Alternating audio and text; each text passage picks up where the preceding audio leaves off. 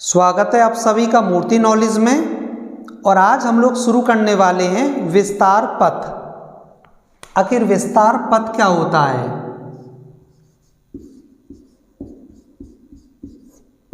विस्तार पथ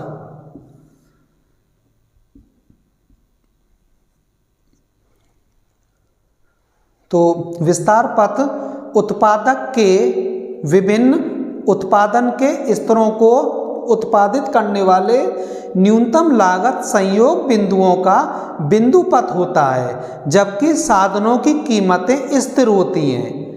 अन्य शब्दों में हम इसे इस प्रकार समझेंगे कि विस्तार पथ के अंतर्गत हम इस बात का अध्ययन करते हैं कि एक व्यक्ति या एक फर्म उत्पादन का विस्तार करने पर साधनों के संयोग को किस प्रकार बदलते हैं, जबकि साधनों की कीमतें स्थिर होती हैं।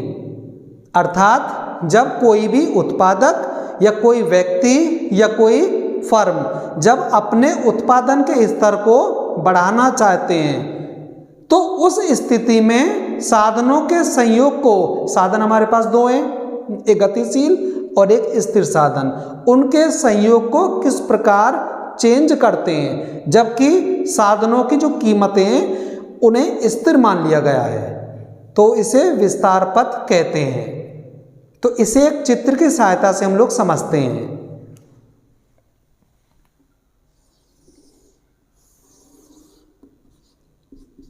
एक्स अक्ष मूल बिंदु O, ये y अक्ष यहां पर x साधन, यहां पर y साधन।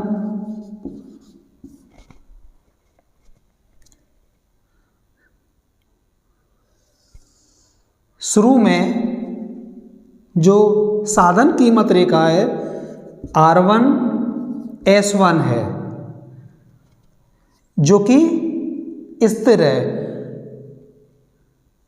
इसको स्पर्श करता हुआ एक समोत्पाद वक्र IP फर्स्ट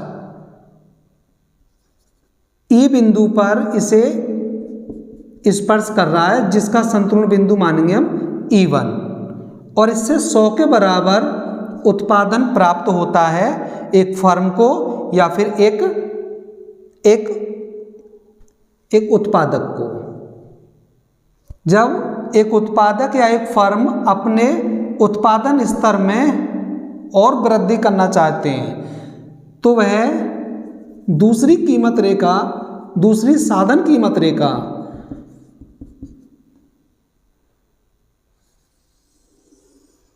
इस प्रकार R2 S2,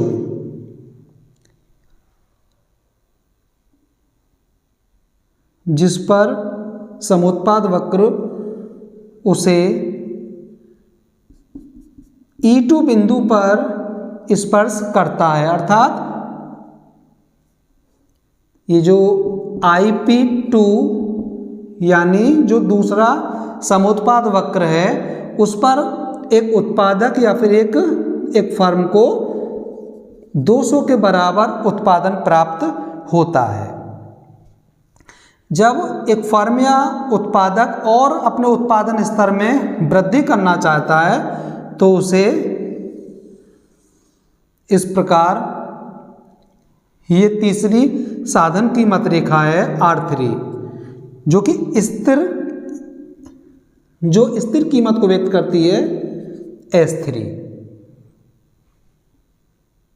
इस रेखा पर जो समोत्पाद वक्र स्पर्श करता है इस साधन, स्थिर साधन कीमत रेखा को, वो E3 बिंदु पर स्पर्श करता है, और ये है IP3, और इस बिंदु पर एक उत्पादक को 300 के बराबर उत्पादन प्राप्त होता है।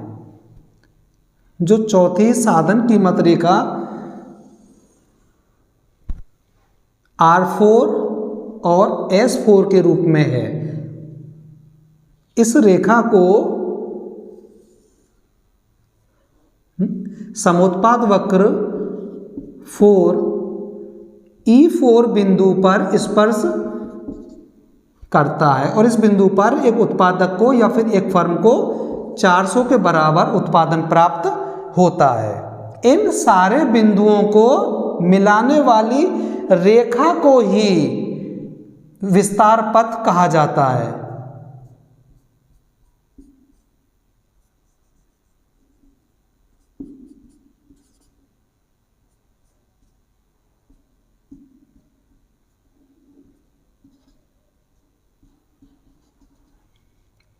इसी रेखा को विस्तार पथ कहा जाता है। ये इन सारे बिंदुओं को यानी E1